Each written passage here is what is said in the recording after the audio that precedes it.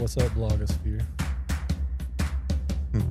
Welcome even to the blogs On still? Your Left podcast, brought to you by Trails of Mississippi, your ultimate guide to the thrilling world of trail running, hiking, and mountain biking. Join your host, Matt Clem, as we explore breathtaking trails, conquer challenging peaks, and dive into the adventures that await in the great outdoors. Get ready to lace up, gear up, and get inspired. Adventure is just around the corner. On your left. All right, we're live. John just... What's up? You don't have headphones on, so John can't hear the I don't intro. have He headphones. just started talking. Yeah, I just started talking. Talking? I think we're episode 17. Is this correct? Is this a blog? Is this like a vlog? What is this called? It's It a is- legit like podcast. But this- didn't it used to be like a vlog? Weren't there blogs and then there were vlogs? Well, I don't you know. can call it a vlog if you want I to. don't know.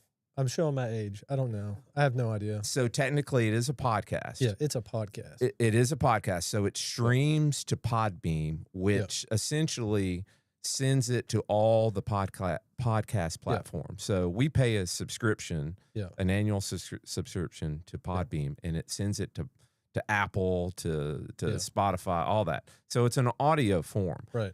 But pretty much all podcasts now are going to video. Yeah. Yeah, because video rules. It's, I guess, because we're just becoming so dependent on doing nothing. Yeah, man, for that sure. we have to have video stimulation. Yeah, we want to watch people sitting and talking. We're sure as hell aren't going to read about it. You know what I mean? No. Yeah, so we have to watch it to stay engaged. Yeah. So give you an idea, like our audio downloads might be a few hundred. Yeah, right. But this episode streaming could reach 10,000. Oh yeah, bro. Yeah. So freaking go, dog. I want to know what's up with the video, the security cameras. That rules. Daniel, that rules. He has cameras everywhere. Yeah. So you guys watched me pull up, and were like, that's "Oh, correct." Look at that. Or you watched the car pull up, right. and you weren't sure that it was me, but then it turned out to be me. Well, we were supposed to start at 11. Now, Now a couple of things. One, few things. All right, let's talk about Daniel. I was running late. I showed up at like 10:50. Yeah. Because I'm having an issue with the Madison Cups coffee shop in Madison. Yeah. I need to get whoever's over Chick-fil-A drive-thru. I need them to buy all the cups because we need to streamline this a little bit. Yeah. So I just got out and went in, got my coffee. Yeah. So I got here. John's not here. So you're not here. I wasn't here. But there was a typo on my text to you. Originally we talked 11, but then my text said get here by. It was supposed to say 10:30, but it said 1:30. It said 1:30. It did say, for the record. It did say 1:30. Well, you had told me you got to get out of town. Well, I did. Well, I'm sorry. And so then I saw it like at 1:30, and I was dang. like, well, whatever, that's fine. Well, I told you we were doing it. No, okay. Yeah. Regardless, we're here. We made it. But you also had to stop and get coffee. Yeah. Then I had to get coffee. And Daniel some coffee. Yeah, and I had to get Daniel some. Is that even coffee, Daniel, that you're drinking? What Daniel? I was texting it to John. Does that even classify as? Look. Does that classify as coffee? Daniel is the reason why the damn line at Cups is wrapped around the building. Yeah, right. It's because assholes like him want to order. I want what the did frappe you order? with the this and the that. What? First of all, tell With him what did you no- want? Well, the funny part is that he didn't want whipped cream. Like he wanted all of this stuff, but he was like, when it comes to whipped cream, no, dog, I'm not touching the whipped cream. It's the most female drink you can buy. It's a large mocha frappe, no whip, with an extra shot of espresso. Yeah. Yep. So I'm surprised you didn't want like monk fruit in it. Yeah, or whatever something. that is. Well, they did. I mean, they did all the different flavors of them. I was blown away. And then it hit me. Was like, wait a minute, this is like a milkshake. Yeah, so it's not even like a cup of coffee. It's like so delicious, though. I mean, I'm sure it is, bro. It It's looks so bad for you. Some of those things are like the highest. I think I saw. Oh yeah, the one at Dunkin' Donuts. Did you see that? It's literally it's like 2 cups of sugar. Yeah, yeah, it's amazing. Sugar rules. So good, so good. Sugar's amazing. It's not that good for you though. That's what I've heard. That's what I've heard. It's terrible. It's terrible. But yet we consume sugar, like in a goo form, and it's fine. Yeah. When we run, like, oh, that's fine. Yeah. But sugar in a frappe, like, no. No. I don't know. Well, John Brower, I made it, man. Thank you for coming in. Absolutely, you and I have talked. Glad to be here. You were one of the first people I thought about when I started this podcast 6 or 7 months ago. Well, I appreciate it. But you living in Knox, Vegas, kind of made it. Well, sorry. Oh, yeah. Don't bring that up around here. I'm not a State fan. I'm bringing it up. Okay, Yeah, it was a good game. I didn't watch it. I was watching the Ole Miss game. Yeah, there were some good plays. Yeah. They tried. So really you were into. We can have this done remotely. We've but just the audio sometimes can present some problems, and I definitely wanted you to bring you in studio so kind of talk about what all you've been doing. I mean, I can't. I mean, again, it's like because I'm 50, I guess, but like the whole video talk and stuff, I can't even deal with that stuff. Yeah. So like, I appreciate the offer to do it on Zoom, but I was like, man, I don't even know what to look at when I'm on Zoom. I'm looking at myself. I'm looking at, like it just doesn't work well. Well, for those that don't know, John, Daniel, John was one of the first people in the Jackson area for sure, and in Mississippi, central Mississippi, back probably 15, 20 years ago. When I started running, everybody was so hyper-focused on marathon running, and, it was all the buzz. It was the big thing, 5Ks every weekend. Oh, yeah, baby. And then John, you heard little stories about John, like, John's still running at noon. Well, what the hell is John still running out there for? Well, he's running for a long time, and we're like, what are we talking about? And then, the first time we ever started talking about, like, ultra marathoning, it was you. Yeah. And then we started hearing about, well, he's out there running in the woods. What the hell is he running in the woods for? Yeah. And then so you were my first introduction into trail and ultra running. And then, obviously there were stories about the MS-50, which has been going on for a while. Yeah, that's right. You were the first person that, a lot of people around here knew about. Sure. And you were working at Fleet Feet at the time. Yep. How long did you work at Fleet Feet? I don't even know. You were there a minute. I was there for a while. I was there for a good while. 10 years, probably? Probably so. Okay. Yeah, I mean, it's interesting because, like, I give credit to the original godfather of ultra running in Mississippi, Greg Earhart. That's right. But I think what I was able to do was, interestingly enough, like, develop community around the idea. Mm-hmm. And I don't even know that I started out with that. Like, I didn't have a vision or anything like that. I was just like, well, I like to run in the woods, there's a trail. Why did I put on a race? How do you put on a race? I don't freaking know. How do you put on a race? So I think I handed out flyers to people. Mm-hmm. There's no mail-in registration or anything like that. Ultra sign up definitely wasn't around. And it was this one, like I got the shirt on. This is the original race, the Frosty 15. I think it was like 2003 or something. And you got started on the other end. Yeah. Oh yeah. Yeah. Yeah. No, well, wait. The first year. Did you do Florida Boundary? The first year, yeah. The first year we actually started where it starts now. Okay. Where it traditionally starts, I think. I think so. It looked a lot different. Okay. But literally, like, I didn't know if people were going to show up. Because, again, like, there's no registration or anything. It was like, bring $20. Yeah. I got shirts printed. And yeah. I can remember my wife and I pulling up. And, nobody's there. It's like, okay, that's fine. Nobody's supposed to be here yet. And then slowly but surely people started trickling in. The Flying Frenchman, Robert Ross, was one of the original partakers of the Frosty 15. There were some old codgers. I don't even know how they got wind of it. But yeah, from there on, it was like, dude, that rules. I think everybody got lost. Markings were few and far between. The trail was totally overgrown. I think what was so cool about it was that it was less stress. Yeah.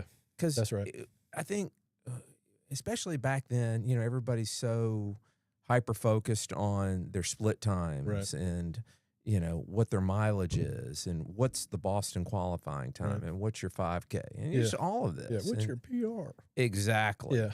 What's your marathon PR? And just the idea of, well, let's just try not to get lost or just, to trip over a stump. Yeah. Yeah, totally. I remember, so you guys were running like these little crazy, like, it was almost like Fight Club. Like, don't tell anybody about it, but this is a low key thing that we're doing. And I remember always hearing about that. Yeah. But I think the big thing for a lot of people is when you guys had the first Fondren Urban Ultra. Yeah, for sure.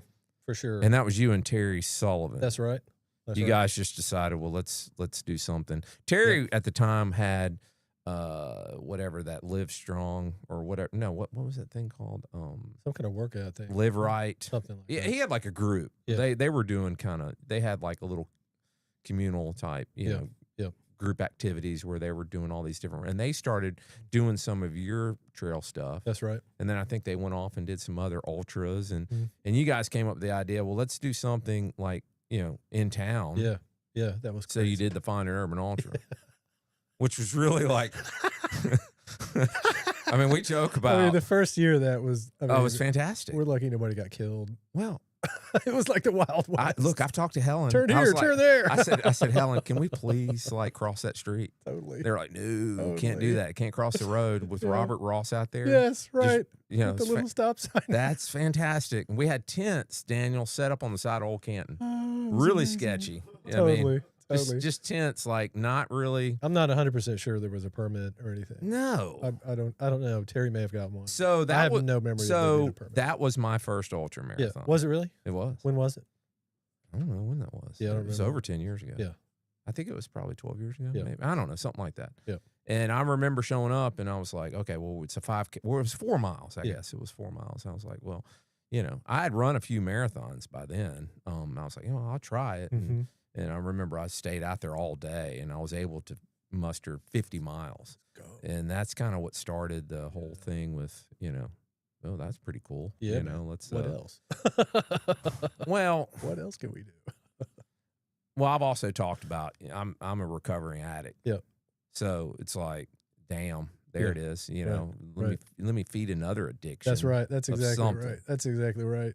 Yeah, I'm in the same works with you on that one, but like I gave a talk one time at a church, and it was like the pushback that I always get is like, oh, well, now you're addicted to running. And I was like, ask my wife, what's better, be addicted to running or be addicted to drugs? It's going to be running every time. You know, like that's totally cool. Speaking of which, Daniel, how's your 5K thing coming along?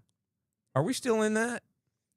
Or Man, I sure love this Mocha Frappe. Well, Daniel started a couch 5K, him and his wife. Did he really? Yeah, he did. Let's go. We're getting there. Yeah. Are you on? Is this an off week?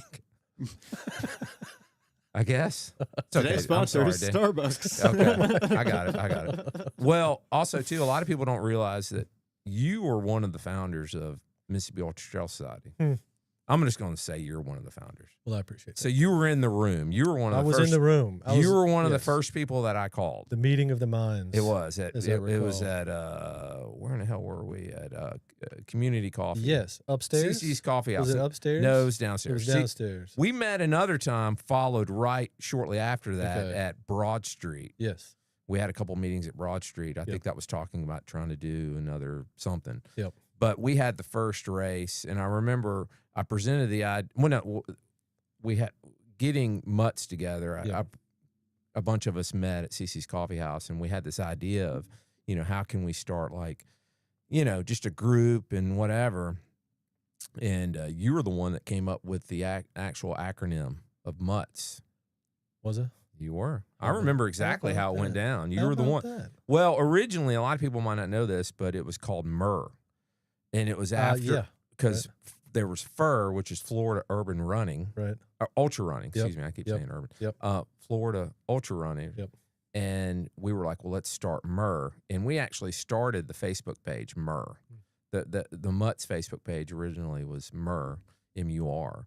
And we were all talking, and you said, well, if you guys want to do this, you know, there are other models out there. Right. And you pointed us to GUTS, which is Georgia Ultra Trail Society. But that's right.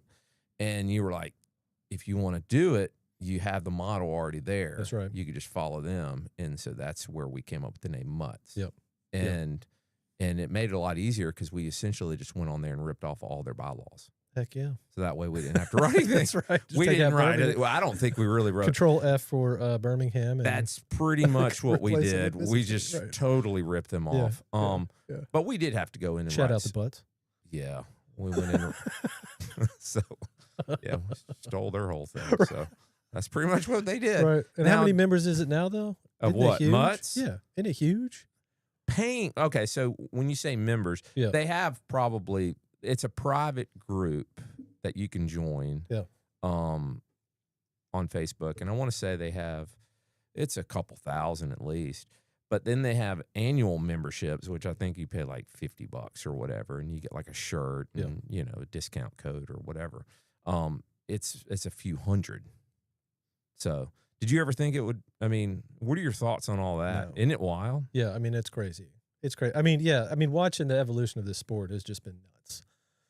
I mean, and there were even old timers that were in existence, obviously, prior to me running. But like, I can remember stump jump. The first year I ever did stump jump, I think was the second year they had ever put it on. And it was like, like 25 people at stump jump. And now it's like 500 something people. Yeah. You know what I'm saying? Uh-huh. Like typically sells out. But yeah, I mean, just watching this thing grow has been, I mean, it's been incredible. And watching the feats that these people can actually perform these days. Well, It's we're getting silly. Yeah. I mean, yeah, the you FKT, you- FKT up Everest. Did you see that? no. I saw who's the dude who just ran the Appalachian Trail in like 40 something Oh yeah, days. yeah, that dude, whoever that guy was. He's got Like- a pretty good podcast. I forget that guy's name. Yeah, He's but yeah, he's that was pretty good. insane. I mean, that's insane. People are doing crazy things now. Well, to your okay, point. so Yeah, here's gotta another thing too. So I signed up for Cocodona. Don't ask me what the hell I'm doing. I mean, I did. I signed up. That's amazing. It's pretty cool. Cocodona rules. Well, but here's the thing. Yeah. Like, John, it's sold out Yeah. in like 2 minutes. And there's a wait list of 900 people That's insane. for something of 256 miles. Yeah, that's insane. It's like, I guess there's just more morons out there. We're Yeah. just, And then these there's the people are- 300 miler. Oh, Have yeah. you seen that? Yeah. The The Arizona Monster. Yeah. The And 300 miles. Yeah. Sold out. Wait list. Same thing. Like what? yeah, It's crazy. People are crazy. It's nuts. I think I don't know what it is. Mm-hmm. I think it's just people love to see people rally. I think I've always Yeah. said people love carnage. I mean, I think there is this like tapping into the human spirit that's involved with these longer races. I mean, even shorter races, even a 5K. Yeah. Like Couch to 5K, there is this like, I don't know, inner drive that people have to tap into to achieve that goal. And so I think like it's just tapping into that innate drive that's within, I think, most people. Yeah. I think and then also like you combine that, that's probably the sport at its best, right? But then you combine it with like, maybe like, I don't even know, social media influencers, Mm-hmm. and so then it takes over social media. So then there's this avenue also of like, I don't know. It's like, have you got your badass badge? No, dog, I got 10 badass badges, and it's just like this culminating thing, which, whatever, it grows the sport, to each their own. Yeah. You know what I'm saying? But I'm like you. I think the thing that speaks to me the most are those stories of just that innate drive that people tap into. Yeah. Where it's like, how am I going to do this? Mm-hmm. I mean, I can remember that feeling at Moab of like, you're at mile whatever 210, and it's like, okay, I've got a 50K to go, Mm-hmm. and it's like, how am I even going to like? It doesn't even make sense at that point. You know what I mean? And it's like, all right, I'm going to try to get there before dark. Like, what does that even mean in the context of time and adventure? But like, I don't know, tapping into that, you hit that place, and you've done it before. You hit that place where it just seems impossible, and it's the most improbable thing. You know what I mean? At least that's how I feel from an improbable guy. I start bargaining with myself. Yeah, tell me about that. It's like I just start, okay, if you do this, then you'll get this. Yeah. It's like I start compromising with myself. Right. Yeah, like tricking yourself. Yeah, kind of. Like that's what I do when I'm actually on the course. Yeah, right. Like if I can do this, and you start budgeting like time and like effort. Right. Like, okay, this is what's got to be done. Yeah. But I think for me, John, growing up, I being who I am, I've got a lot of character defects, and I think I've manipulated myself, but I think that the humbling thing about like running or just or putting forth any kind of effort, especially like, you know, doing these ultras and whatnot, you know, you can lie to yourself all your life. Yep. You know, Right. I saw a podcast, and I mentioned this a couple of times with Cam Haynes, you know, and he just talked about, you know, you can act a lot smarter than you are in life, or you can, you know, you think you're a lot cooler than you are, but you know, when you show up to a race, you know, there's no bullshitting. Right. That's right. You know, it's hard to play pretend. I mean, Nope. it's hard to play pretend at mile, whatever, 200 of a 250 miler. That you'll I can't even fathom experience it. that. I can't even fathom. How was Moab anyway? I mean, you wrote a long post about it a few years ago. I mean, it after was you did insane. That was the craziest thing of all time. Did you get lost? I mean, that was insane. Yes. At That's one my point, biggest. I'm telling you, man. Yeah. That's my biggest worry. Oh, I took a freaking 2.5 mile detour down a mountain. Oh. And Howie Stern, I think it's his name, the photographer guy. Yeah. They sent him down to get me because they were watching my tracker go the wrong way. And so he's down there. He's like, hey, you missed a turn about 2.5 miles up that way. And I was like, Wow. dang, dog. So, yeah, I had to hike back up there. How long did it take you to do that? The whole thing? Mm-hmm. Oh, geez. I mean, you can fact check me on that. I think it was like 82 hours, 84 hours, something like that. That's pretty decent. Slept for 3 hours. That's a decent time. I mean, at that time, it wasn't bad. That's a decent You know what time. I'm saying? I was extremely encouraged by that. I mean, of course, you enter into an endeavor like that, and you have no idea what's happening. There's no, I'm not shooting for a time. I'm not shooting for anything. You know what I'm saying? Like, you're just trying to survive. How many years ago? That's been several years, hasn't it? Yeah, I think that was 7 years ago. Have you not had the itch to do anything like that? Oh, again? for sure. But like life on life's terms. You know what I mean? Well, like, that's a whole other thing too. Yeah. I mean, you've got kids now. Yeah, 3 kids, young kids. You know what I'm saying? Yeah, at Moab, that hit like in this very perfect window. Annabelle she's our oldest, but she was coming up on 2. Mm-hmm. And we had just found out that we were going to have twins. Mm-hmm. So there was this sweet little, and I mean, I had no idea that window existed when I signed up for the race, but it just ended up being perfect. And I think, like, you know, the time it takes to train for something like that, and you know, and it does, it definitely takes a toll on relationship and connection, you know, with your loved one. And now, obviously, with 3 kids, with my kids. And I experienced that this year training for Hard Rock, just kind of pouring my guts into that training. And I think over the past month, I haven't really been running much at all. I hurt my back, but trying to get better with that. But I've kind of been able to like reconnect with my family. And it's been interesting because I see how much I wasn't connecting with them, like during that training session, during those like 3 months.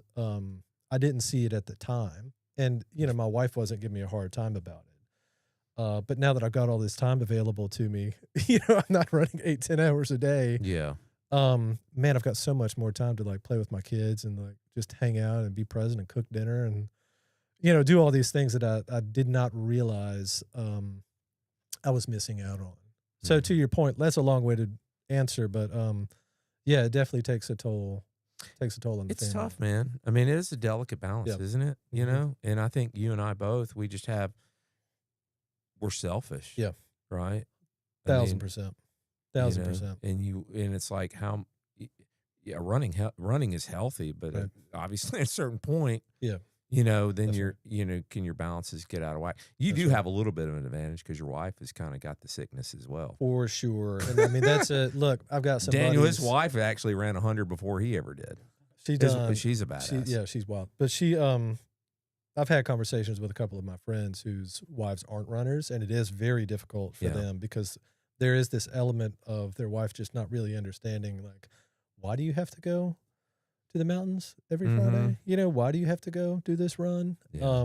And my wife is extremely kind and gracious to me and giving me that space because I do. I think she certainly sees the benefit it has on me just being able to be present, to be a better dad, to be a better husband. So I think there is like an upside when it's done in the proper balance that my wife appreciates. But I mean, what are you going to do? You got Moab, you know, training, which takes forever. You got Hard Rock training, which takes forever. So there is. Was Hard Rock really something? Did you just happen to finally get into it, or you had? I mean, what was it? 12 years of trying. Let's talk about that. 12 years. Why is that thing so hard to get into? What is it? 140 spots.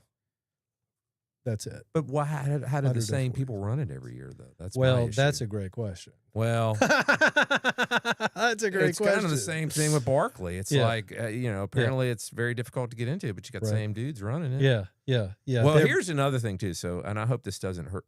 So here's the deal with Cocodona. I'm number Come on. 7 Yeah. on the wait list. Yep. And I've been told that I'm in. Yeah. Because Right. if you're 7, you're Right. in. Right. Right. And I was there the second it opened. That's correct. And I'm boom, boom, boom, boom, boom, and I didn't get in. And apparently they have 250 spots. That's how many people. But they're not adding to the wait list. Last time I looked, the actual entrant list has like 325. Wow. What's going on there? Well, that's kind of interesting. Well, but then you've got, it is a little interesting, That's isn't interesting. it? It's like, what are we Right. doing? Are we just Right. are we just adding to the entrant list and then not to the wait list? Yeah. But I've been told I'm in. I'm preparing as if I'm in. Yeah.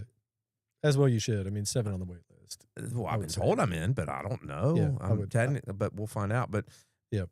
But Courtney and Jeff, I mean, I'm sure they weren't. Oh, yeah. They weren't sitting there at 10 o'clock that I morning. really doubt it. They, They no. probably got some sponsor exemptions, some, Well, then just say maybe a little pay for play going on. You know Okay. what I'm saying? Like, Maybe. hey, we'll donate this much money I to don't this blame it. foundation. So Hard Rock's kind of the same You know? way. So you finally got in. I finally got in. After 12 years, I think I was 256 tickets.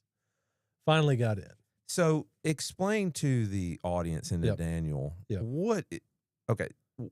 tell us about Hard Rock. What makes Hard Rock? I kind of have an idea, but why is it what it is?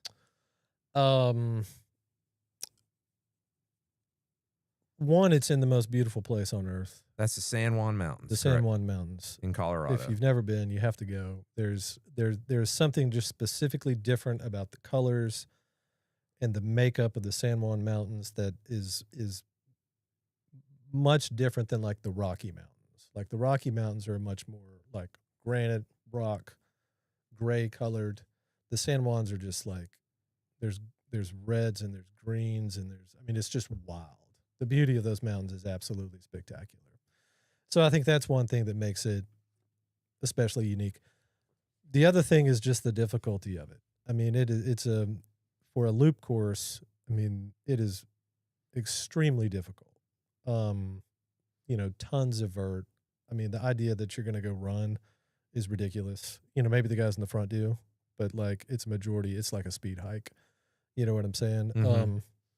And then I think also the difficulty of getting in adds to the lure. It's kind of like the whole Barkley thing. Like if you're capping it at 40 people, there's so much lore that's around that. Yeah. And the difficulty of trying to get in. So I think those are probably the 3 things that make it that high up on the bucket list. But it is like the challenge. God willing, I'll get to go back and complete it. But it's a challenge like I've never experienced. The in my life. altitude is the average altitude's above 12, isn't it? Yeah, I think it's right around 11. That's like 11, nuts. 8. Yeah. So Yeah. I ran It's nuts. Leadville. I remember that. I ran Couple years Leadville ago? 3 or 4 years ago. Yeah. And I think it's hovering above 9, and I Mhm. think you get above 12. Yeah. And it was pretty tough. Yeah, Hard Rock, you're up at 14. You climb a 14er. Like what? Is that the video you sent? Yeah, I think so. Daniel, can you pull that video up of that? And there's no audio, but what Mhm. kind of show? So there it is. Oh, So so that's at the top of Kroger's Canteen. Look at these guys. They're all like, "What are we doing?" Up Dude, that here? was you can see that like Hold on, from the video. pull that back again. Pull that back again. It's like a sheer drop off. Like I think that's where we came up on that side. So how high up are you right and there?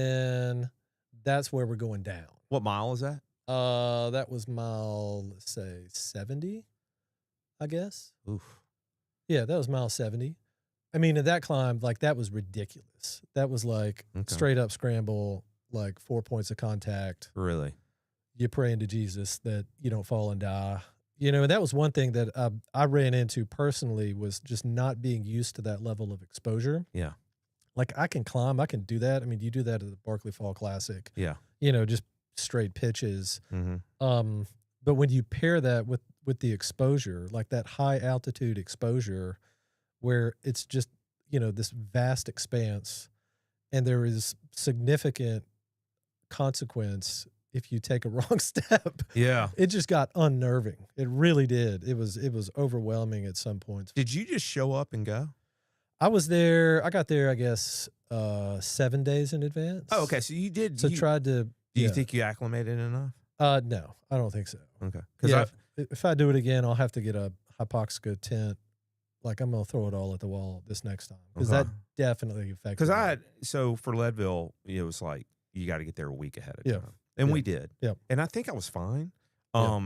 But I've always heard for Hard Rock, it's like, you need to show up. I mean, you're just up much there for further than that. so long. Like, I've done several races out west. You've done Ouray a couple times, right? Haven't completed it, but yeah, I've been on course a couple of times. But those are different. And like, I've done San Juan Solstice, which is a 50-miler that's in the San Juan Mountains.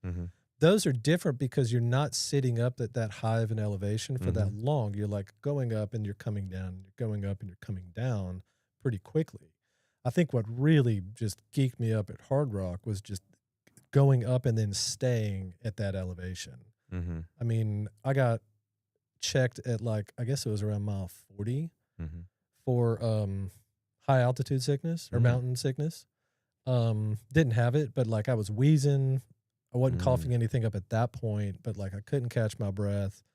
And that aid station, I forget which one it was, but it was at like 11,000 feet. So it's like, there's no get him down, down to altitude. No, we're at 11,000 feet. We're getting ready to climb to 13 to go over Engineer and then go down to Ouray. So there's so much time spent above like tree line, like at alpine altitude. If you're not prepared, if your lungs are not prepared for it, I mean, it's really, really hard. Wow. It's real hard. So how far did you make it? I made it to, I guess, 76 to Telluride. So there was a mix up. I totally I'm on this group text. Yeah. And I didn't read all of it. And I was like, John, we're rooting for you. But I think at that point you had already pulled out. I probably had. So you were 76. Yep. Was it the time cap or was it just you were? No, man. Like it was a culmination of things. Like there was some bad planning on my part that I didn't even realize until like I've been able to reflect on the race, like preparation in terms of crew, preparation in terms of pacing, like a lot of different things that had I been better prepared, I probably could have overcome like what I ran into at Telluride. I was just like at that point so tapped out. I couldn't imagine doing 2 more Kroger Canteen climbs again by myself, which is what I would have had to do. The guy that went with me was my pacer. He came in when I suffered that high altitude thing at mile 40. He got to, I guess he made it to Telluride with me. But what that did is it left me with nobody from 76 to the finish.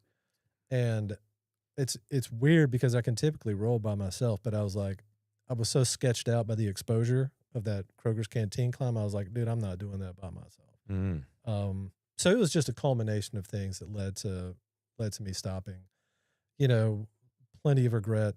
Obviously, it takes that long to get into that race. Will I ever get back in? I get that. Don't know. Look, I get it. It's like, and people, it's easy for us to say, because you had a lot of time left, right? You had time. Yeah, I mean, I had plenty of time. But I had plenty. And you can kind of, man, you could finish. You could walk it and finish it. Right. But it's like, I don't think people realize like how deep in that cave you are, and you're like, man, there's no way. But then yourself, you're like, I'm so glad to be done. Right. Like, and then how long was it before you were like kicking yourself? Oh, probably once I got home. Yeah. Like physically, I was good. The next day, I went out and ran like 15 miles. Yeah. Just because I was so ticked off and frustrated, and it wasn't physically. I was more than prepared to finish. But I think once I got home is when I really started kicking myself and being like, God, a few tweaks here and there, man. Like, I can't believe you gave up on that thing. You know what I'm saying? And then you just start getting hard on yourself and all that. And it took me probably, I don't know if you've ever experienced this, but like it probably took me 2 weeks where I was like depressed, man. Like not just from the DNF, but I think also just the cortisol and the adrenaline. It was and over. all the fatigue that goes into it. And then it's just like, yeah. You know, I experienced that for the first time after Moab. Like I would say I was like clinically depressed after Moab. Just because like I'd put myself through so much to complete that race training wise, but then, you know, 84 hours with 3 hours of sleep and just that amount of stress just for that amount of time.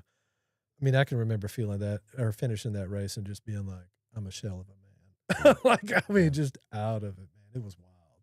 And it did. It probably took after that. It probably took a month to get right. Just wild. Just wild. I still think about Leadville probably every other day at least. So Leadville for me, I was way ahead of the cutoffs, and I started getting what they call ocular corneal edema. Excuse me, corneal edema. So my eyes started fogging up. Yeah, because I had contacts in, and it got so bad to where I just was having a hard time seeing the trail. It's not good. No, it's not. And I made it to, I think it's what they call half pipe, which is like mile 72. And I mean, I had made it through Twin Lakes outbound and inbound, which if you can make it to Twin Lakes inbound, you're pretty much golden. Yeah. And I did. Yeah. But I couldn't really see the trail. And I look back like you're talking about with Hard Rock. It's like, man, I could have done this, could have done that. And a few little tweaks there. And I'm still just, and so I've been in the lottery every year. Have you? Yeah. Trying to get back to it. Yeah. Yeah. You know, so, but I mean, we'll see.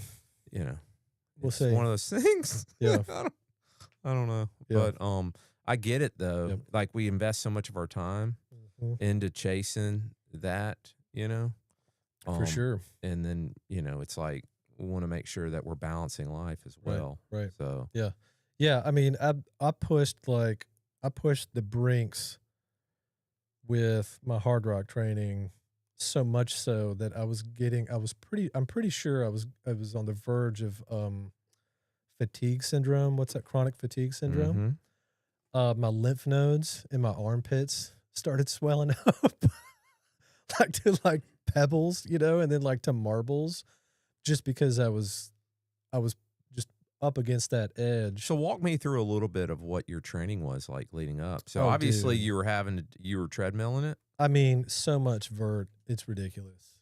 So tell me your treadmill workouts, like your 15%. Oh no, or were you having to even stack it more than that?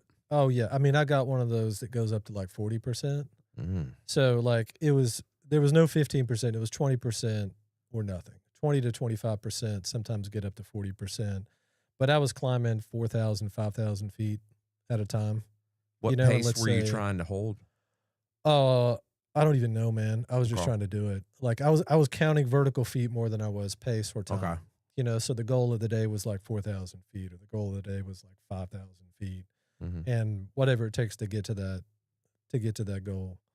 And I was doing that on the treadmill probably 3 times a week, and then I had this other hill workout that I was doing that was a little bit more acute. You know, not like long chronic climbing, but a little bit more acute climbing. And then my long runs were in the Smokies, you know, Mount LeConte, which is 4,000 foot climb, you know, just doing repeats of that. Yeah, I think I did, I think my last long run, it was 40 miles, and I think it was 3 or 4 repeats of up and down Mount LeConte, you know. Nice. But I mean, it was brutal, dog. I mean, it was brutal. It was hard. That was some hard training.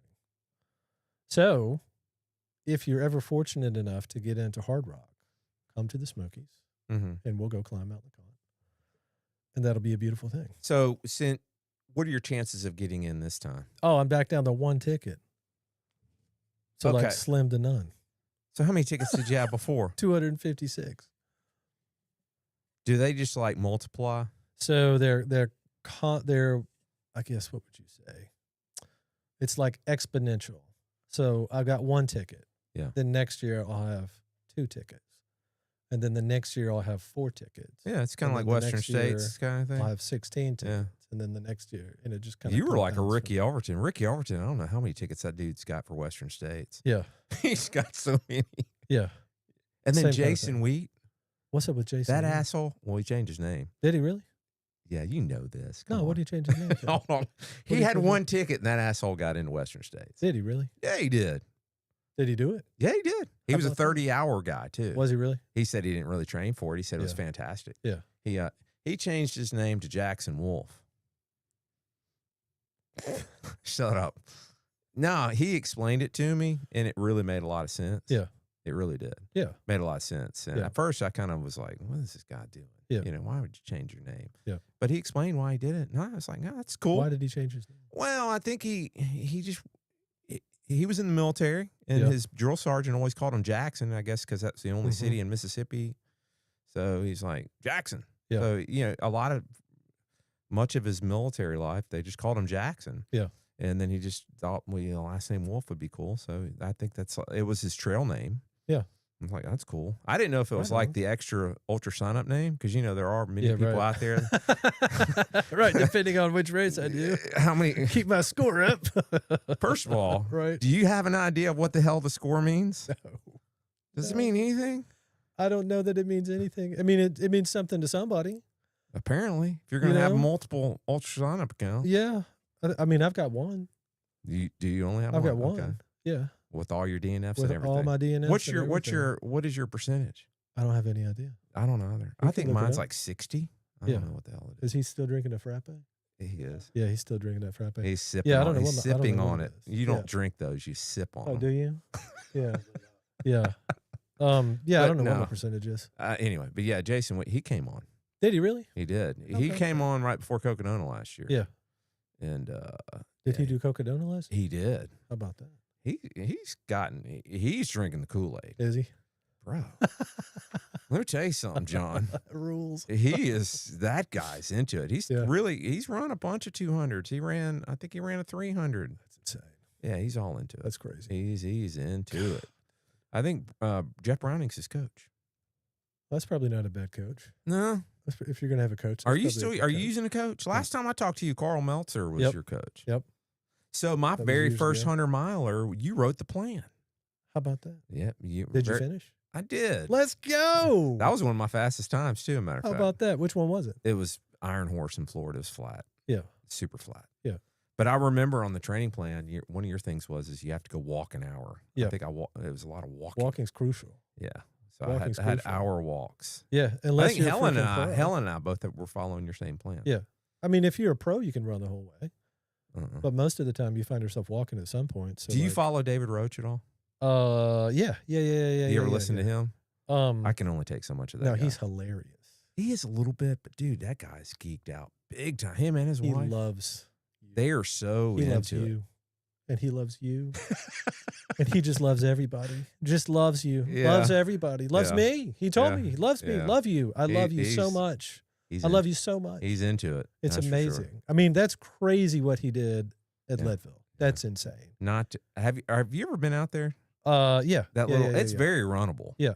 It's Yeah. a super runnable course, Yeah. but the idea of not slowing down and Yeah. not hiking or anything the whole time is just insane to me. Love.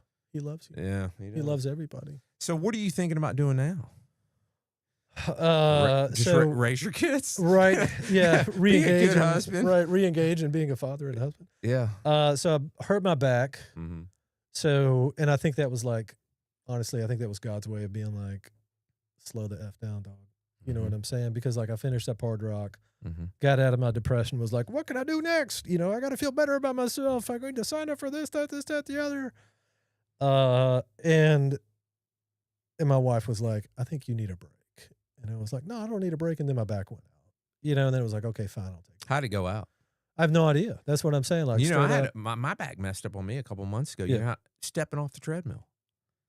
I just simply stepped off the treadmill. That's old man back, dog. I don't know That's what, what we the got. hell it was. We got old man back. But it's just now getting better. So. Yeah. So I'm trying to be patient with it. However, I did the Barkley Fall Classic last weekend, which probably put my healing back. I've heard that A is the significant hardest amount. 50K on the planet. Well, this year it was ridiculous, man. It was absurd. This was the hardest course. I've done it several times, and he changes the course each year. Mm-hmm. This was the hardest course he's ever put together. Only 20 people finished the 50K this year. Did you finish? No. I finished I got a marathon finish, Okay. which I don't even know what that means because it's a 50K. But for some reason, you can do a marathon. You couldn't right? do the extra 5? No. Look, I think my friend tracked it. I think the marathon was like 30 miles. Okay. You know, So it's not even a 50K. It's no, more like the a 40 50K miler. was like 38 miles or something like that. Yeah. But it was so hard. It was ridiculous. And like I was in so much pain from the very first downhill. My back was just killing me. But I was like, no, dog, I got to get through this thing, you know? And, but it was so hard. It was ridiculous. How far is that from your house? Oh, like 40 minutes. Is that it? Yeah, dude. I go to Frozen all the time and run. Really? Yeah, dude. It rules. Frozen rules. Have you gone over there just to will they allow you to go over there when the race is going on just to kind of spectate? Yes. Have you done that? I have not. Hmm. It's frowned upon. Is it? It is. Have you any desire to get in that damn thing? So I tried for a little while, Uh-huh. and then at this point, no. You know what I'm saying? Like maybe if I was younger, but like being 50 now, I see the writing on the wall. And Yeah. like even if I did get in, like for what? Yeah. You know what I mean? Like I'm not going to finish it. I'm not, more Yeah. than likely I'm not going to do a fun run. But Jamil Curry's going to get in it every year. How about that? How I'm about just that? I'm totally How not getting about that? Cocodona. I'm just slamming this guy. No kidding. He's going to be like, here, wait. Edit that out, Daniel. Out. Yeah. But yeah, I mean, there was a time when I did, but now I'm just like, no, I don't think so. Daniel, are you familiar? Didn't we talk about the Barkley Marathon? Are you familiar with that, Daniel? I think I sent you Where Dreams Go to Die. Oh yeah, That's a good one. Yeah, that's a great one. There's no way I could do that just with my eyesight being as shitty as it is. And then, I'd be like, I bet you they would let me in. I'd be like that sacrificial dude. Dude, the stories of the sacrificial lambs they know no bounds. Yeah, they make it like 2 miles, like Yeah, come and it back takes like them- 9 hours later. Yeah, or worse than that, like a day later. Yeah. Like I think this last year there was some poor dude, like it took him like 20 hours to go like 2 or 3 miles. Like that's insane. That's I mean, just lost to all humanity, Mm. just out there, sucked up by the aliens, dog. Yeah. Let's Yeah. talk more about aliens. So do you have What's up? You want to talk about aliens? Hell yeah! I love a good alien. do you have I'm waiting for the aliens. Let's just say that. so okay? you got with your one ticket, Yep. you're not getting back into that thing. Do you have a backup? I'll go to Uray. Okay. I'll go to Uray. Not this next year, but maybe 52. When I turn 52. Okay. It's an expensive trip out there, and like I've kind of made the commitment. One of the things in reflection that I did wrong was not bringing my family out there. So yeah, I'll bring my family out there next time. And to bring my family out there cost a butt ton of money. Have you done Wasatch? Uh-uh. So I went out there last year with Josh and Helen, and I helped crew that. Heck And that's a pretty cheap place to fly into. yeah. Is it? Yeah. I mean, Which one? Where's Wasatch? Salt Lake City. Salt Lake? Yeah. Right there. Yeah. So we had an Airbnb like, 10 minutes from the That's airport, and we're like 15 minutes from the start. Yeah. And Was that a cool race? it's very, very impossible. Pretty much. Like Josh trained his ass off. Yeah. I mean, he accumulated so much vert Yeah. and everything. And I think mile 47, I had to beg him to go back out there. That's amazing. I love it. I had to I almost had to get mad at him. Yeah. I'm like, bro. Yeah. I'm like, Josh, Yeah. please just go back. He's like, dude, I'm done. Yeah, we've Like, I'm done. come a long Well, way. there was no running. Yeah. It's one of those courses. There's no running. Right. It's you're going straight up Right. or straight down. And it's just very sketchy, the whole thing. Yeah. So like the next day I went and did like the first 3 mile climb, like Bear Canyon, I think is the name of it. I was like, It's just like, Yeah. There's no climbing. I mean, you Yeah. 4 points contact kind of thing, right. and it's just, scrambling. And Yeah, man. It's It's a whole difficult. different world, dude. Yeah. Especially if you're not used to it. That's what I'm Yeah. saying. Like that exposure. I mean, that's Well, what's legit. so wild is you have all these locals. Like if you Mhm. look at the entrant list for Wasatch, like 99% of them are Utah. Yeah. Because they run it all the Right. time. And it is a major. Mhm. So I guess you have to get the Triple Crown. I think that's the one race you have to do. Is it? I think. But anyway. But yeah, those people just get out there, matriculate through the course. Oh and, yeah. Did Helen do it? Yeah, she did. She didn't finish either. She didn't finish it. But Helen has a hard time with altitude. Really? She's tough as nails, bro. Now wait, how high is Wasatch? 9,000 feet? Yeah, you're hovering. I mean, it's high enough. Yeah. But it's not San Juan's, obviously. Yeah. So, but it's not 14,000 feet. No. I think you get up to above 10. Yeah. I think. Yeah. For a good bit of it. Yeah. But it's not, But Helen's so tough, man. Oh yeah, dude. She's tough as nails. But I think the altitude thing just gives her issues. Yeah. So I don't know. What are you running next? Well, maybe Cocodona. Well, okay, so I have give this man a sponsor exemption. Get into Cocodona. Yeah, right. Jamil. Come on, man. I'm following this guy on. Are you on TikTok at all? No. You don't do any social media? I got nothing. Good for you. Is it? I don't know what's happening. You don't need to know because nobody knows. Yeah. Especially all these dumb. That's what I'm saying. That's what I'm. You don't need. Let's to know. talk more about aliens, dude. Because we're all full of shit, right? I mean, everybody you see on social media, they don't know what the hell they're talking about. Yeah. But there is a guy on there doing the couch to Cocodona, and this dude was like 280 pounds. Yeah. And he's like now he's down to like 220. Let's go. And he's training for it. And I think he's in. He's got, and I think he lives in the Arizona area. So I would assume they're just going to put him in. But anyway, I'm working with Liza Howard. Mm-hmm. So right now we're just base building. I'm still heavy. I'm like 215. I need to drop by another 20 pounds. We've got a couple I'm going to do. What's the race in Huntsville? I'll do that in January. Mountain Mist? Yeah, I've done that like 3. Have you done that? Oh yeah. That ain't easy either, bro. That's not easy. I remember the first time I did that, I called you, was bitching about how hard it was, and you were just laughing. Going up that water line. Yeah, that sounds about right. Yeah. It's fun though. Yeah, it's a good time. I'll go back and do that. And then I think I'm doing the MS 100. Yeah. Speaking of which, you can come down for that? No. Absolutely. You don't want to run that loop? No possible. They could all expenses paid and give me $1,000 and I would be like, no, I'm not going. No. You just can't see yourself doing that loop that many times. No. 12.5 mile horse. No. I think you have to do the big loop 8 times. No, I don't have to do that. I definitely don't have to do that 8 times. The first that was our first episode. We had Dennis on. Yeah. We talked about it. Yeah. I'm trying to talk them. So they started on Friday. Yeah. Which is pretty cool. They start at noon. Sure.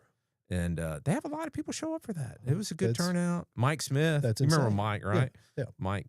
He's the one that I think talked him into it. Yeah. But now I'm like, I was messing with Dennis and Renee. I was like, so are you guys going to do a 200? They just started like on Wednesday. Oh my God! I can't think of you know what's anything crazy is the sickness is just somebody would show up. Oh hell yeah, they would. You know I bet you they probably have 20 or 30 people doing Well, there's it. that one dude who's trying to do as many 200s as he can in a year. Yeah. I forgot his name. Or like a 50 state 200. Something, dude. Like people are crazy. But no, I will never. I love that race. Cut my teeth. First 50 miler. Yeah. Was the Mississippi 50. You won it, didn't you? You did win it. Interestingly enough, several times. Back in the day, dog, I had some speed under my legs. You know what I'm saying? Dude, did you see the guy that won it this year? Josh Moore out of Hattiesburg. Yeah. It was like a national 50-mile record. That's insane. I don't even remember what he ran it in. Yeah. It was like. Yeah, dude, people are crazy these days. It was like 4 hours or something. That's just insane. something stupid. That's insane.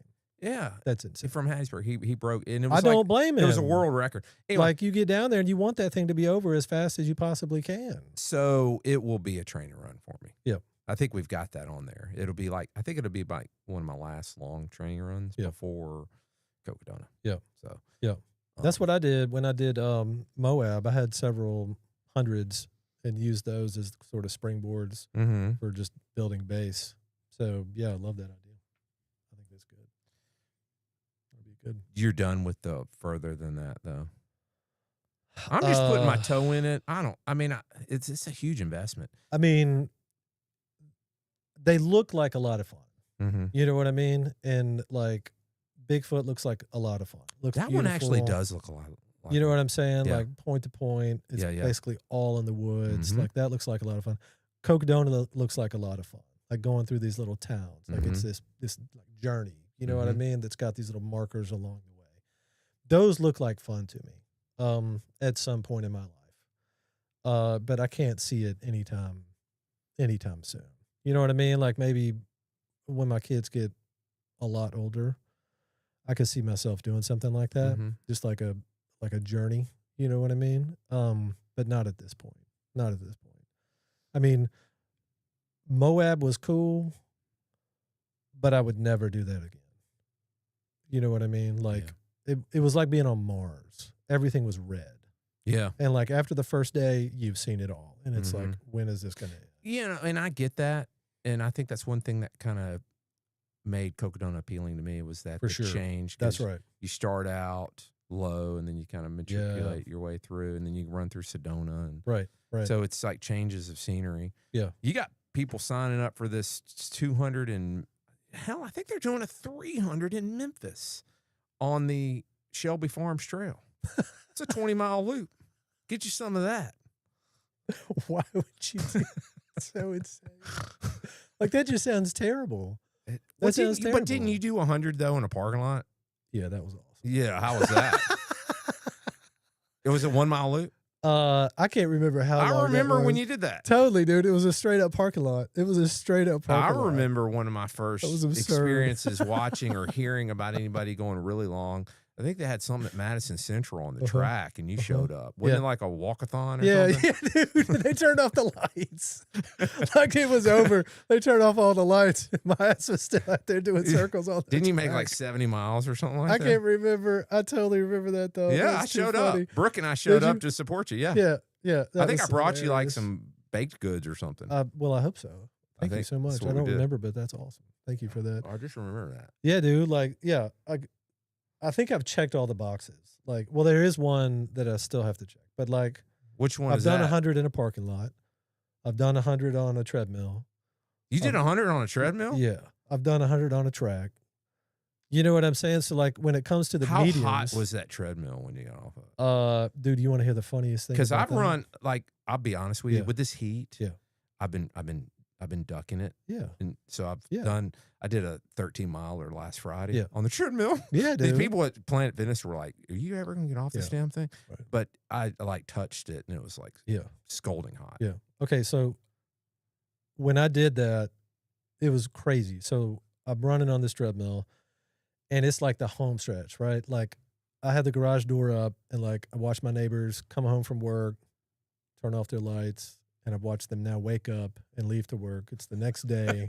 And I'm still on my stupid treadmill. You did it at your garage? Yeah, in my garage. Oh. Yeah, dog. And so it's like the home stretch, right? It's like mile, I don't know, like 96. So you did it with no one around? No. That's just hardcore, for kicks right? and giggles. Dog. See, me, I'm like, if I'm doing it, I'm doing it in front of people. Yeah, you need a fan. I need no somebody to cheer me on. No fans. Nobody other than like my wife. That's like that's being almost like borderline sadistic. So it's like mile 96, right? And I'm almost done, and I'm in the zone, right? I'm like, dog, I'm gonna freaking break 17 hours on this treadmill. I'm gonna kick it. You know what I'm saying? It's gonna be tight, but I can do it. You know, and the power goes out. Do you go outside and just run on the road? No, the treadmill stops. The power goes out, and I'm like 3 miles from finishing. There's no way. 4 miles from finishing this thing. And I was like, I walked in and was like, first of all, I screamed in the garage. Yeah. And my wife runs out there, is like, what's wrong? And I'm like, the power went out. Like the power is out. And I was devastated, dude. But eventually the power came back on and I finished up. Got back on the treadmill, finished it up. So did you like run indoor on your Coros or did you track it on Strava or anything? No. So wait, you didn't even have it on Strava. You're not. Bro, I'm not on Strava. Look at you. No, dog. It was so no. You It just was did crazy. it to prove it to yourself. It was crazy. You know, I appreciate that. I really do. I think everybody does. The fact that we're all just looking for attention and approval, and and we're all so narcissistic, and you just gonna go run 17 hours with no one. It's almost like if a tree falls in the forest, did it really happen? Right? Did you really do that? Right. I think it was 17:12. Finished up at 17:12. What did you set the miles per hour at? I can't remember. Bro. Yeah, I can't remember. Okay, so you've done a parking lot. You did a treadmill. Parking lot. I don't think anybody. You're not going to start that fad. I don't think track. that's. I don't. But what I found, so we've got a Dick's Sporting Goods in Knoxville. Are you going to do it inside Dick's? Well, it has a track on the outside of it. It is a very small track. It maybe is 200 meters long with right turns. Okay? Yeah. But I've got this great idea of like, I'm going to put on a race there, and it's going to be called the Big Dick's Ultra. Yes. Right? And that's going to be the 50 milers, the Big Dicks, and there's a Little Dick's Ultra. The 50K. Yes. You know what I'm saying? So like that's in the works. I'll let you know. Will they allow you to do that? I don't know. I plan on just showing up. Wait. It's open and I can do it. You might need to get some clearance. No, I don't think so. I mean, anybody can use the track. Okay. It's but open during store hours. What about when they close? It won't take that long. I'll finish it up before they close. Wait. I can finish 50 miles before it closes. Yeah, so I'm just going to plan on showing up and just start running around the track. How about that? And I'm going to make shirts. Can you imagine the shirt? I'm coming to that. Can we make, I want to work it into my training. Yeah. Yeah. Are you going to do it like before May? I don't know. If I need to, I will. I think it's a great idea. Also, too, a lot of people, we're talking about all the Mutts races. Yeah. You're the one that started all of them. You did. So, okay, first one, Big Butts. Yep. That's great race. They run that every July. Awesome race. You started that. Yep. We did it one year from your house. Remember that? That was pretty sketchy. That was totally it's like, hey, sketchy. Go run down Fortification. He lived in Bellhaven, Daniel. That was amazing. I totally remember that. Yeah, we did. That was like one of our first Mutts involvements with anything. Yeah. And then Frosty 15. Right. And then Big Butts, Frosty 15. And what's the other Fonder one? and Urban Ultra. Fonder and Urban Ultra. But then they have a fourth one, which is Clear Creek. You didn't start it, but they do it from your in-laws. That's right. The Clear Creek Ultra. Clear Creek. Yep. Yeah. Yep. Which but the one there, another that's one, in a couple weeks. Well, we had one out at the Craft Center, Camp Bratton Green. Okay. Which was out in Canton. Yeah. But they closed it. Yeah. So they had to find another option. Yeah. So that's when they did the Clear Creek because Beverly's sister has the farm. Yeah. Are you coming back for that? Oh. No? Okay. Dude, let's talk more about Big Butts, dude. Big Butts rules. Yeah. It's the greatest race. So I had two Do you remember that year I almost killed somebody at Big Butts? That guy almost died. What was his name? Randy? Randy Saxon almost died. I do remember that. At Big Butts. Oh, Lord. Like they were literally like, hey, there's somebody passed out in the woods. And I was like, oh, God. And I remember you love that. I remember walking back into the woods and like coming up on like Randy and he's passed out. Just laying. And he's chilling. just laying there. He's like pale. And he's not really saying anything or moving. And I can remember like standing over and being like, Randy.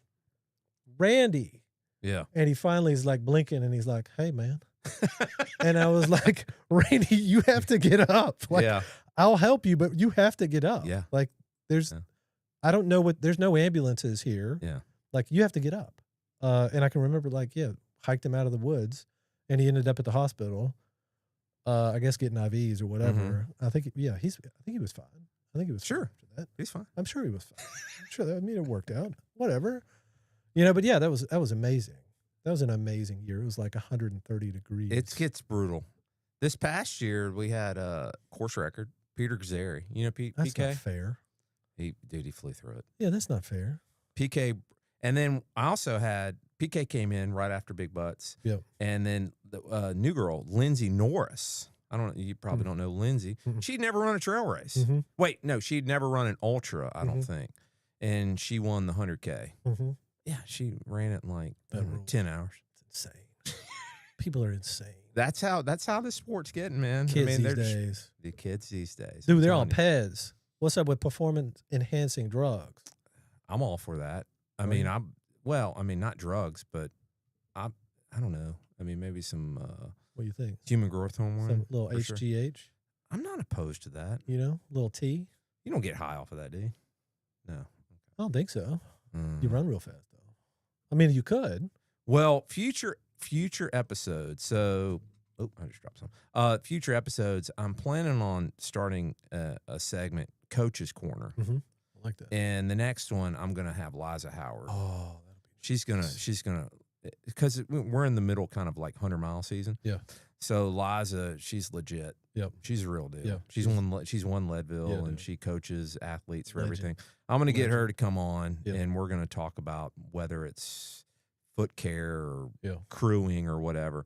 And then I'm also going to bring on some other coaches and other like triathlon coaches and whatnot. Yeah. I'm also looking at bringing in a nutritionist. I don't know if you know who Jackie Williams is. Do you know Jackie Williams? I don't think so. She works at Innovative Health in Jackson, and she's a triathlete. She's like 65.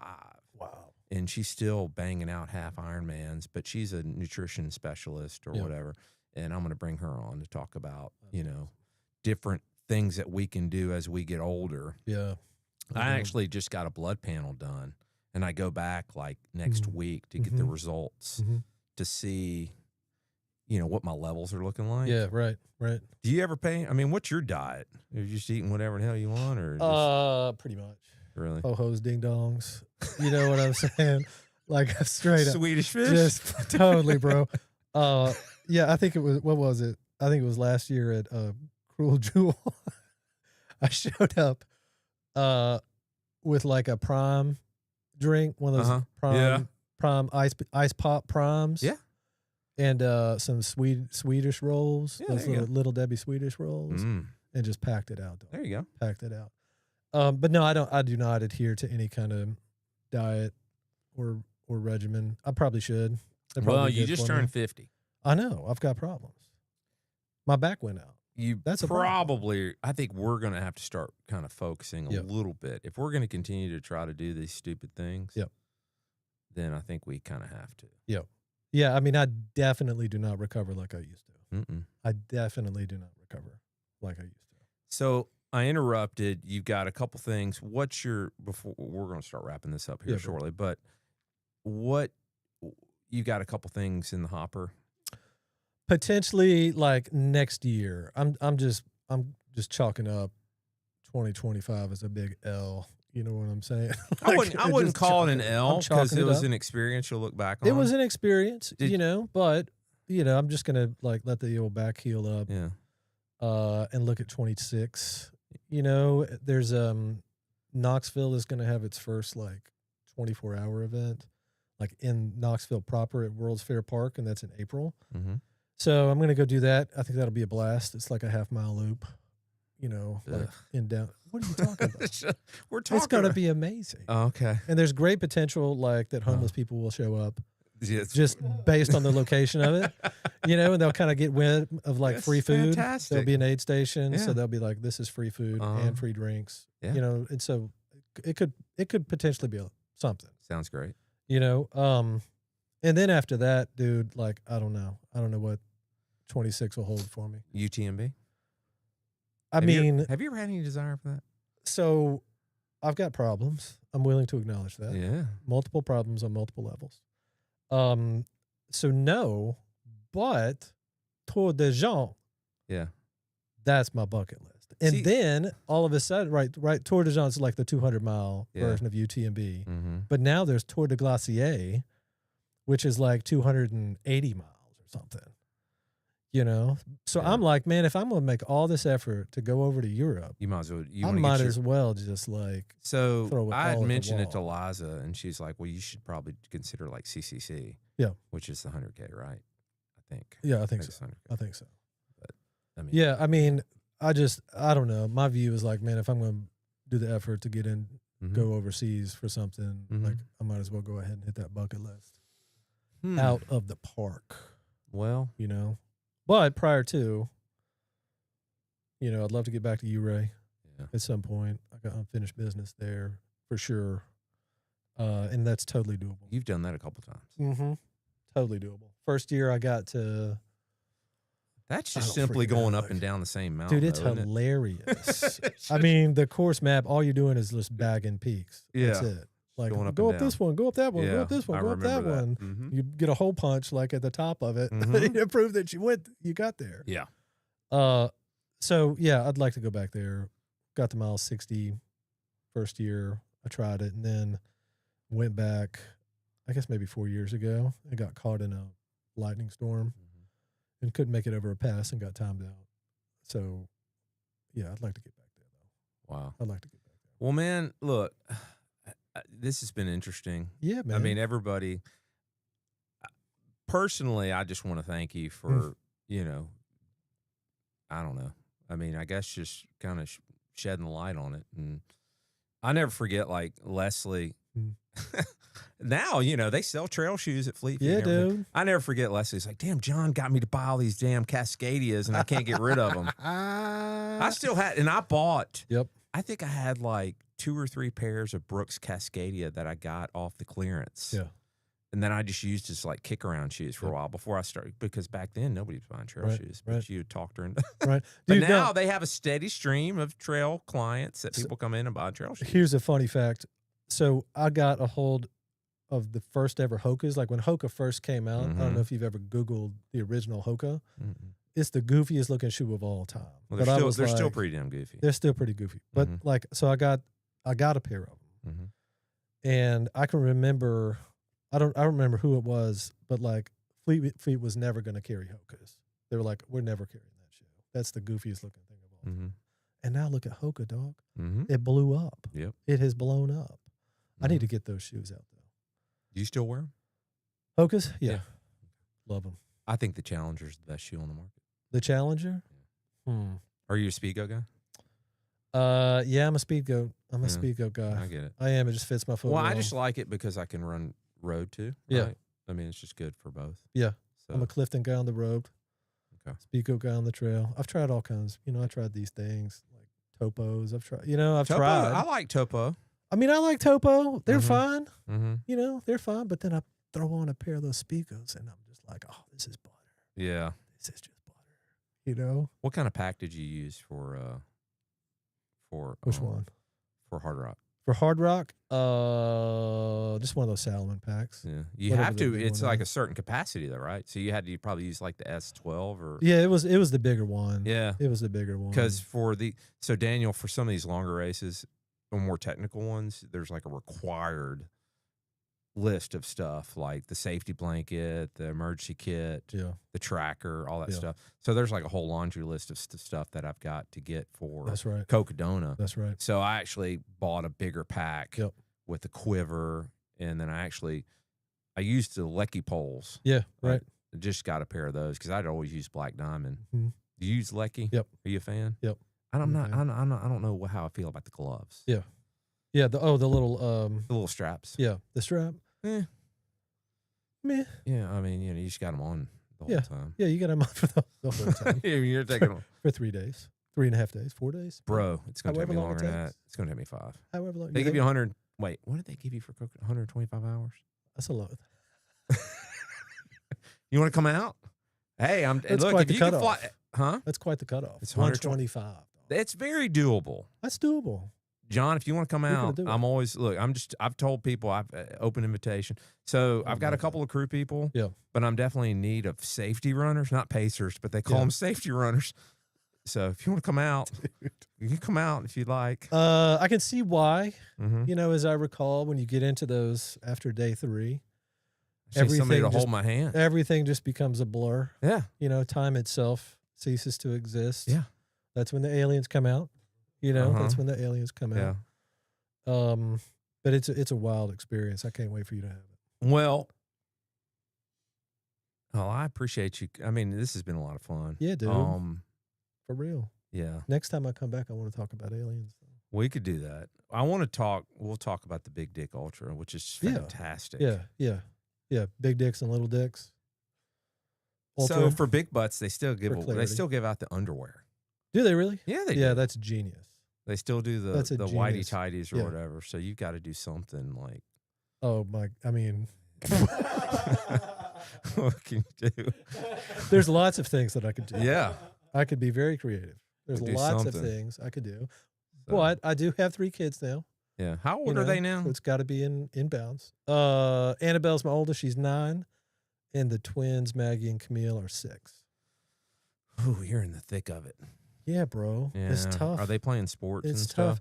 It's funny. They all love ballet, which is amazing. You got to get them out of that. Dude, they love it. That's horrible, though. But it's wonderful, actually. Because my kids took dance for a year, and I was like, oh, God, I'm so glad they got out of that. Well, here's the joy of it though. Uh-huh.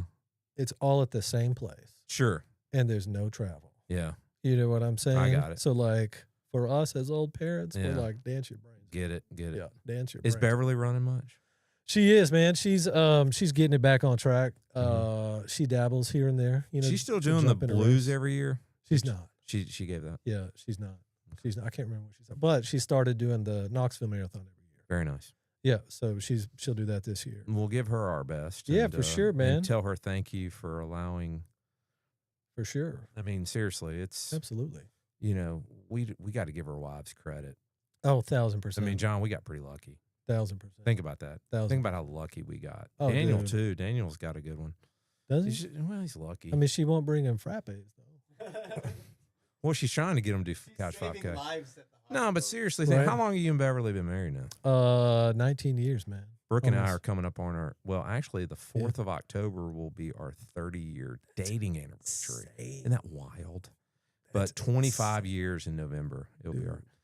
It's just, I can't, I'll get emotional. I mean, we're lucky, dude. Yeah. Seriously, think about that. Like, how much shit, like. Oh, I mean. We're out running, like, you know, and doing all this stuff. And yeah, just, I mean, what I have put my wife and kids through, you know, things that I'm unaware of, and I probably will always be unaware of, but just this, that's what I was saying earlier. Like, there is a sacrifice that I think is important that maybe as age, you know, as 50-year-olds, we're a little bit more cognizant of that sacrifice now than maybe we were before.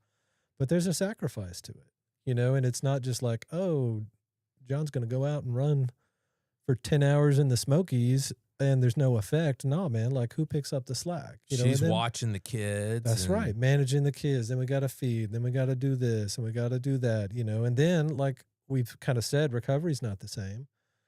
You know what I mean? And so, like, it takes you a little bit longer to recover from a race, you know? And so, like, yeah, there's so many sacrifices. And then you find yourself talking about it all the time. It's like, you know, Beverly's probably like, I don't give a shit. Yeah. I don't want to hear about this all the time. It's so funny. And it's hard for us not to want to talk about it. Right. Like, we talking about our training and what we're doing. And, you know, it's easier for you because she can relate. Brooke's like, I don't know, what are you talking about? Like, I mean, whatever. Yeah. Trust me, my wife doesn't give a shit about that anymore. It's like, dude, I need you home to take care of these kids. Sure. You know what I mean? Yeah. Like, I need you home, take care of these kids. And that's what I mean. It was a big sacrifice for my wife, for my family. And it's good to finally, like, sit back and really appreciate. I can see those sacrifices firsthand, just not running as much. But also, too, John, I do want to tell you, it's also, I think, inadvertently, you've influenced a lot of people. I mean, seriously. I mean, you're a good husband, a good dad, well, I appreciate good person. You know, you're very modest when it comes to other things that you do as far as your profession with counseling and stuff like that. You know, there's a lot to be said there. Well, I appreciate that. And I mean, I fight those demons every day. You know you follow Andy Glaze? No, you don't. You're not on social media. No, I don't follow There's him. a guy on there. There's a guy. This John, he's right up your alley. His name's Andy Glaze. He's a firefighter, and I think he had the 100-mile week record, like 7 years. 100-mile weeks, but he's run everything. He's running all of them. You know, all the 200s, all the 100s. He does them like every other weekend. And he's a firefighter. He does it to help with his PTSD. And I don't think he's in recovery, but he's you know, he deals with stuff. Yeah. And he's fascinating. So if you ever decide to get back on social media, follow him. Follow him. But yeah. I mean, but yeah, you've done a lot, man. Seriously. Well, I appreciate it. Yeah. I appreciate it. But we are lucky, man. I was just thinking, like, who's the comedian? God, I forget the guy's name. He hosts the Family Feud. Who's that guy? Oh, Steve Harvey. Man, Daniel, you need to pull up Steve Harvey when he's talking about his wife. Yeah. Really cool. Yeah. Really cool. I think he's like in an award ceremony or something. He's just like talking about his wife. Yeah.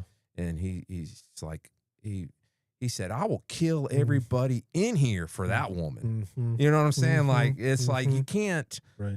A lot of people, I just know you and I can kind of relate because but anyway, fascinating.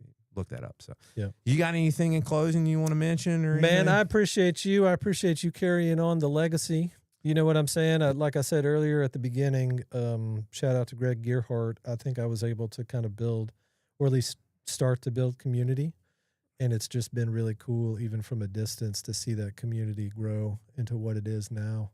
I mean, it's insane to think, like, when I first put on the Frosty 15 to what it is now, like, it sells out. Like, what? You know, I mean, it's just, it's absolutely insane. And it's one of the coolest things, because I know how much running has meant to me, and what it does for me. And, like, it's cool to see what it does for other people. And, you know, it's always like I was saying earlier, that innate drive, that challenge. You know, you get to that spot where you think you can't go further, and then it's like, you know, I think I've got one more step in me. You know, surely I've got one more step in me. Surely I've got one more mile in me. And lo and behold, you do. And it's the coolest thing. It's the coolest thing to get to experience. So. I get emotional, man. Like, I get emotional, just little things, finishing certain races and just, you know, putting yourself, you're just in the depths of it. And then then you rally and, oh yeah, isn't that sunrise. Great? Isn't that great? I mean, that's the coolest thing in the world. Pretty cool. You know? I mean, it is. It's like the chaos of the night gives way to just the glory of the sunrise. You know what I'm saying? And I think, like, those are the moments that I run for. Yeah. You know, you only get to that place by enduring through. Well, come out to Coconino. I'll have like 5 of them. Yeah, bro. We'll see lots of sunrises. I don't know, man. Oh, be Lord. Awesome. Oh, it's going to be a shit show, I can't wait to hear about that. Oh. Well, congrats on the podcast, man. Well, look, thank you. This is cool. Yeah, it's been fun. I was telling Daniel before, like, I mean, we're so busy with work and family life and everything. Yeah. If I didn't have this forces me to be more social. Yep. Because I think, especially as I've gotten older, I'm just not as social as I used to be. So for sure. This gives me an opportunity to engage with other people. Yeah. So it's really, we do it for a purpose. Trails Mississippi is a foundation, and we want to give to other organizations and to help promote. So this is kind of a job, but at the same time, it's been a blessing for me because it allows me to just get more personable with people and, you know, and just to talk. And I found that I enjoy it. You know, I just like talking to people and whatnot. So that's cool. But yeah, thank you for coming. Absolutely, bro. Yeah, and keep us. I'm gonna come up for the Big Dick Ultra. That's just classic. Yeah, I'll keep you in mind. I mean, that has that's gonna blow up. Yeah, the T-shirt design is gonna be amazing. I'm sure. Haven't done it yet, but I'm sure it'll be awesome. All right, so in a couple weeks, we're going to have Coach's Corner. I think Liza Howard's going to come on. So, yeah, thanks, everybody. Please like and share this episode. This will probably be a pretty popular episode. Awesome. So, anyway, yeah, like and share, and we will see you guys in a couple of weeks. Let's do it. Thanks, See John. y'all. Appreciate it, brother. No.